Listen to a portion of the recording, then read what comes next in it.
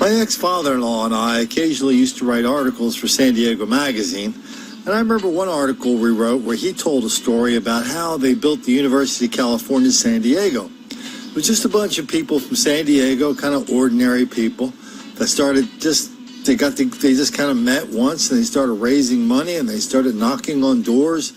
The newspaper, the local officials, the state officials, the congressmen, TV people.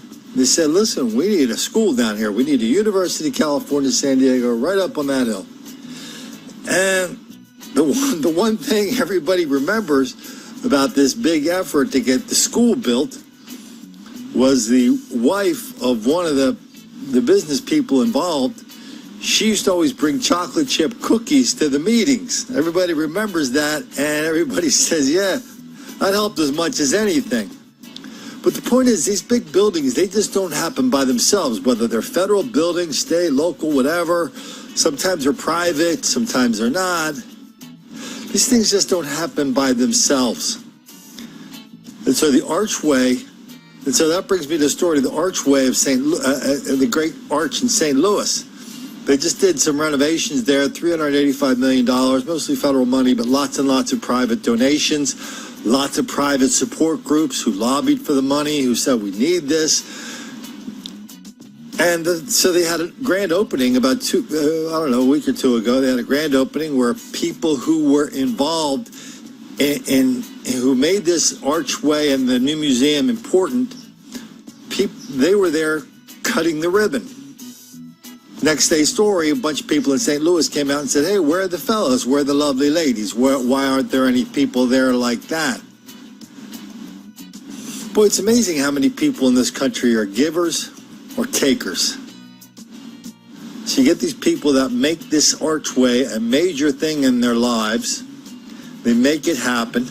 Instead of everybody walking up and congratulating them on a job well done, even though St. Louis is kind of falling apart at the seams, it's now a major chocolate city with all the problems of crime and violence and mayhem and denial, deceit, and delusion so rampant in all chocolate cities. But it's amazing how after this happened, the givers made this happen, then the takers show up. The takers didn't go to the givers and say, hey, thanks, good job, you guys really made this happen. No, what they did was they showed up and said, hey, why didn't you have any black and brown people at your ribbon cutting, even though if you were invited and they decided not to show up? Where were they?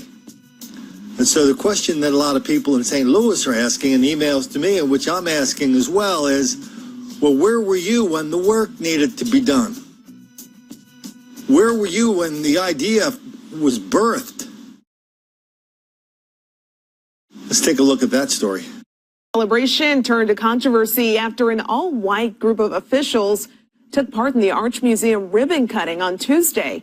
A second ribbon cutting was held in the same spot today that organizers called the People's Ribbon Cutting. Organizers said it reflected the true diversity of the city. Russell Kinsall was there and is live at the Arch. Russell?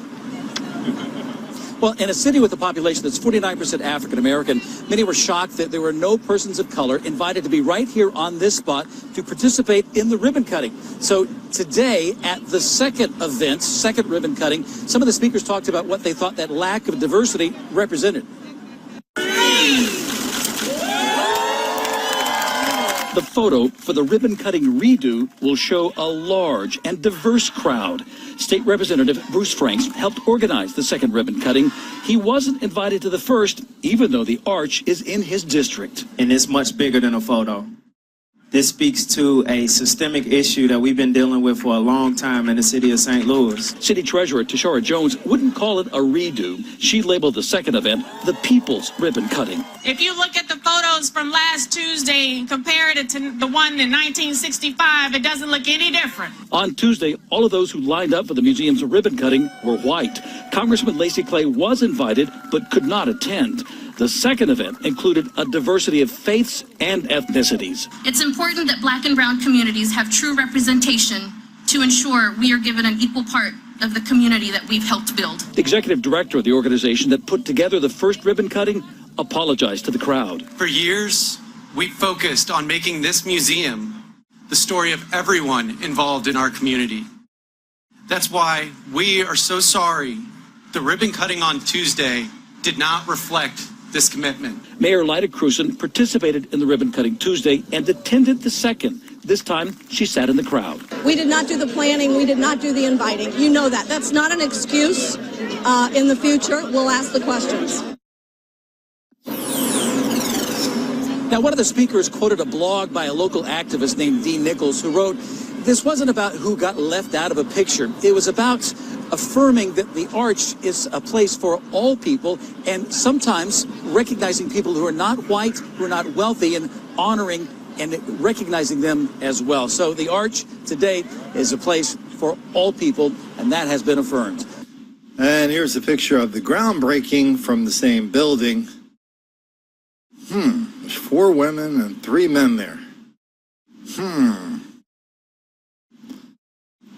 Okay, well, I'll let you figure out the clever line to attach to that picture. But my question to the picture of all the people who stood up at day 2 and talked about inclusiveness and don't forget us and we built this country and we have a right to be here. My question is, where were you when they were building this thing? Where were you when they were raising money for it? If you go to the Gateway Arch Foundation, you'll see there's lots and lots of places where people contribute. They contribute lots of money to help build and maintain that park. It's a national park. Here's a list of just some of the sponsors. Do you see any black-owned companies on that list? If you do, please let me know. Here's a picture from the Smithsonian, the National Museum of African American Culture, History and Culture. Let me see, we've got 1, 2, 3, 4, 5, 6, 7 people on the stage at the groundbreaking, including Barack Obama, and 1 white guy. I think that's a white guy.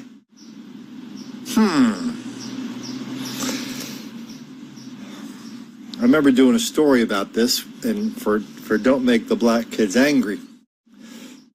Somebody flicked the switch about halfway through the Obama administration. They figured out we have this huge national park system that black people do not like. So lots and lots of people did stories on this. Al Jazeera did stories on it. Russia Today did stories. And of course, if you're going to mention Al Jazeera and Russia Today, you have to mention the New York Times and Washington Post. There were dozens and dozens of stories all over the country about the question of, why don't black people use national parks? Why are national parks so white? And these were news stories and commentaries, and so they talked to people, the black people. They go, why don't you use these parks? The guys would go, well, we were growing up, we thought that's where the Ku Klux Klan hung out, and that was a perfectly reasonable answer for the New York Times, because everybody knows that the Ku Klux Klan is hanging out pretty much in national parks all the time. And they kind of just kept on that theme, which is like, hey, everybody knows black people don't go to parks because, well, the national parks aren't welcoming to black people. And that's kind of the theme of what they had going here at the archway, which is, you sit back, you let other people do stuff, and once they do things and work hard to make something happen, you look at them and blame them for not welcoming black people into it when the black people did not do anything to help make it happen. Well, if you think if you go into an effort like that, like helping build the arch or helping build the museum and raising the money it took to do that and to continue its operations, you think if you went in there with real help, real support, real money, you don't think you'd be welcomed? But you want the owners of the archway and the people who run the archway, you want them to have like mind reading thing. Oh, and by the way, they don't need big idea people at these meetings. They don't need people to go in and go, okay, I want everybody else at this table to go out and have fundraisers and tell all your friends and write articles, and then you walk out not doing any of that yourself. No, we don't need, it's kind of the same as this channel, right?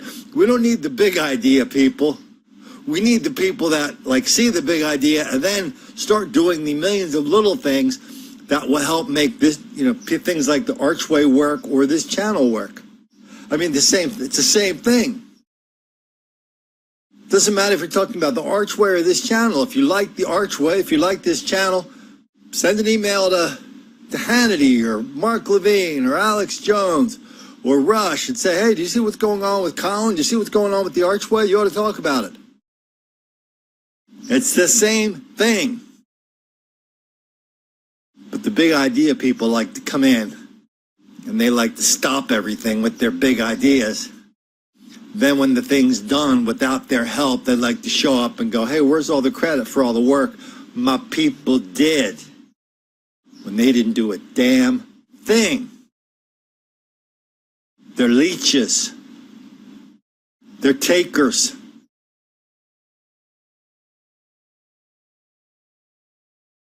But I guarantee you this, they're not making the black kids angry.